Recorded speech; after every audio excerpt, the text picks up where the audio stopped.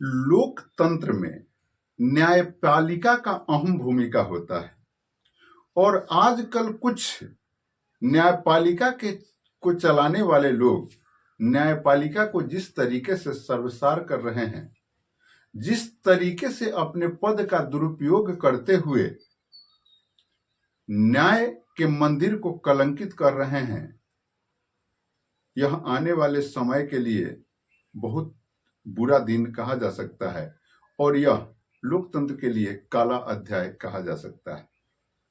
एक 18 वर्षीय बच्ची जो है अपने गैंग रेप का बयान देने मजिस्ट्रेट साहब के पास पहुंचती है और मजिस्ट्रेट साहब उसका बयान ले लेते हैं और बयान लेने के बाद जब उस बच्ची से कहते हैं कि तुम अपने शरीर के कपड़े उतारो, मैं उस जख्म को देखना चाहता हूं कि किस तरीके से तुम्हें बलात्कार किया गया है, किस तरीके से किस किस जगह पर तुमको जख्म लगे हैं, इन तमाम चीजों को मैं अपने नजरों से देखना चाहता हूं।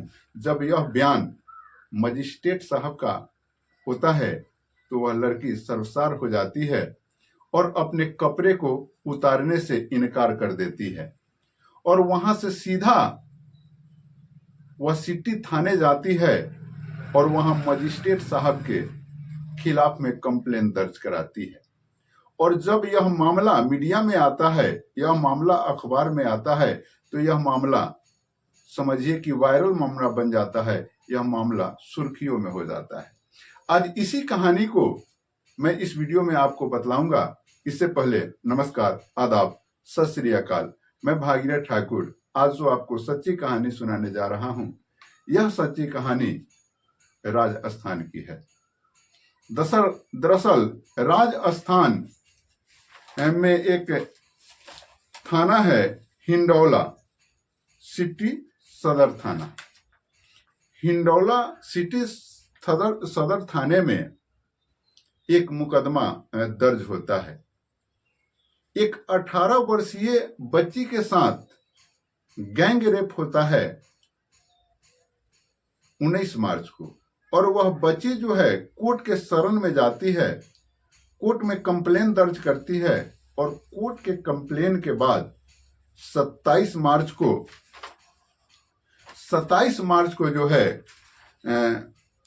हिंडौला सिटी सदर थाना में दुष्कर्म का मामला दर्ज होता है। अब जब दुष्कर्म का मामला दर्ज हो जाता है, सभी चीजों की कुछ जांच होती है और उस लड़की का बयान कराने के लिए न्यायालय लेकर के जाया जाता है 30 मार्च को और मजिस्ट्रेट साहब के पास उस लड़की का बयान होता है। सारी चीजों की जो भी न्यायिक प्रक्रिया है उससे वह लड़की गुजरती है, सभी चीजों की जांच पड़ताल होती है और जब वह लड़की बयान दे देती है और उसके बाद जब वह जाने लगती है, तब मजिस्ट्रेट साहब बोलते हैं कि सुनो, तुम अपने बदन से कपड़े उतारो, मैं उस जख्म को देखना चाहता हूं जो तुम्हारे साथ दुष्कर्म होते हुए हुआ है। किस किस जगह पर दुष्कर्म होते हुए तुम्हें जख्म लगा है, इन तमाम चीजों को मैं अपने नजरों से देखना चाहता हूं। और जैसे ही यह बात जज साहब कहते हैं, आप समझ सकते हैं कि किस तरह से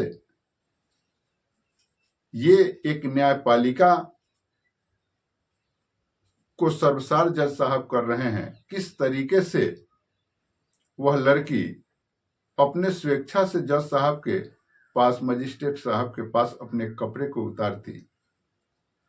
वह लाज के मारे अपने सर को ऊपर नहीं उठा पा रही होती है, लेकिन कुछ ही क्षण में वह अपने आप को फिर दृढ़ संकल्पित करती है, अपने अंदर के मजबूती को फिर से उभारती है और जज साहब को कहती है कि मैं आपके सामने भला अपना कपड़ा कैसे उतार सकती हूं, मैं इस काम को नहीं कर सकती।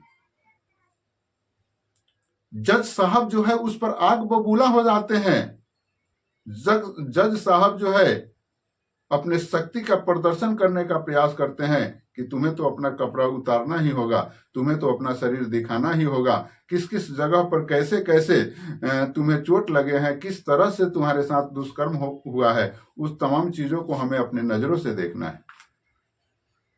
यह बात जब जज साहब थोड़ा सा टाइट होते हैं तो वह लड़की के अंदर से भी उसका सोया हुआ स्वाभिमान जागृत हो जाता है और वह लड़की भी जज साहब को उसी लहजे में जवाब देती है, करारा जवाब देती है। और वह लड़की कहती है कि जिस तरीके से आप अपने पद का दुरुपयोग कर रहे हैं, मैं आपको सबक सिखा करके रहूंगी। मैं आपको सबक इसलिए नहीं सिखाऊंगी कि आप हमारे साथ यह चीज किए हैं, आपको सबक मैं इसलिए सिखाऊंगी कि फिर से कोई कमजोर लड़की अगर आपके पास आए तो उसके साथ आप ऐसा नहीं करें। मित्रों, मैं बतलाते चलूं कि न्यायालय में जो बयान होता है इस तरीके का, किसी के साथ गैंग रेप हो गया हो या जो भी लड़की का या शादी ब्याह का जो भी ये चीजें का जो रिपोर्ट होता है, वह एक बंद कमरे में मजिस्ट्रेट साहब बयान लेते हैं।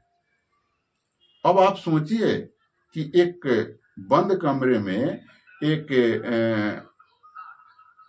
उम्र को पूरा करने वाली लड़की, 18 बरस, 16 बरस, 20 बरस की लड़की एक बंद कमरे में जज साहब के पास जाए और वह कहे कि कपड़ा उतारो, तो इस लड़की का तो दीर्घ संकल्पिता था, ये लड़की का तो अपने अंदर का आत्मविश्वास था कि वह जवाब दे दी। लेकिन आप यह भी सोच सकते हैं, बहुत सारे लड़कियों के साथ ऐसा होता होगा कि वो वास्तव में कपड़ा भी उतारती होगी, अपने सारे शरीर को जज साहब को, मजिस्ट्रेट साहब को दिखाती भी होगी। ये तो आवाज उठ गया तो पर्दे के बाहर आया, जो चीजें आवाज नहीं उठी वह तो पर्दा के अंदर ही रह गया। अब जो है वह लड़की वहां से आती है और फिर हिंडोला सिटी थाने में वह पहुंचती है और वहां वह मामला दर्ज कराती है मजिस्ट्रेट साहब के खिलाफ में। और इसका जो जांच पड़ताल का जिम्मा है वह SC/ST सेल प्रभारी मीना मीन को मिला हुआ है और ST/ST प्रभारी मीना मीन इस चीजों को जांच पड़ताल कर रही है। और उनका बयान यह है कि 164 का बयान होने के बाद और बहुत सारी चीजों पर से पर्दा हटेगा, बहुत सारी चीजों का जो सच्चाई है वह सामने आएगा। और अगर मजिस्ट्रेट साहब ऐसे किए हैं तो उनके साथ रियायत नहीं बरती जाएगी। जो कानूनी सिस्टम है उसके साथ उनके साथ भी वही कार्रवाई होगी जो आम कैदियों के साथ होती है। कारण कि यह सर्वसार करने वाला पद को के गरिमा को सर्वसार करने वाला मामला है।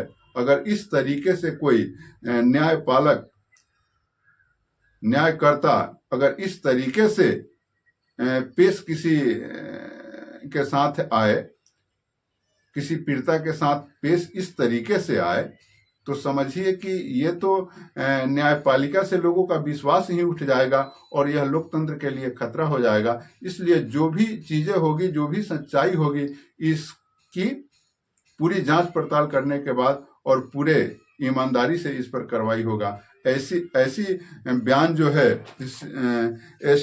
SC/ST सेल प्रभारी मीना का है। तो मित्रों, आखिर इसमें होता क्या है, कैसे होता है, इसको अगर जैसे जानकारी निकल करके आएगी हम लोग जानकारी देने का प्रयत्न करेंगे। मैं यह वीडियो किसी को दुख पहुंचाने या परेशान करने के लिए नहीं, अपितु आप सतर्क हो सके, सशक्त हो सके, जागरूक हो सके, इसके लिए लाया। कारण कि आप देखिए कि किस तरीके से न्यायपालिका लोकतंत्र का विश्वसनीय पद है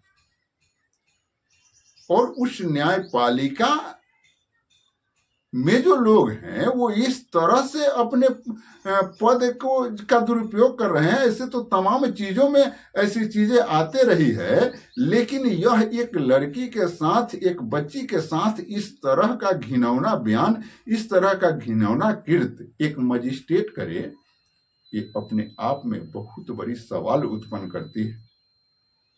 तो इन चीज़ों से कैसे बचा जाए ये भी आप कमेंट सेक्शन में लिखिएगा। बाकी इस तरीके का जो भी जानकारी होगा मैं आपको देते रहूँगा। जय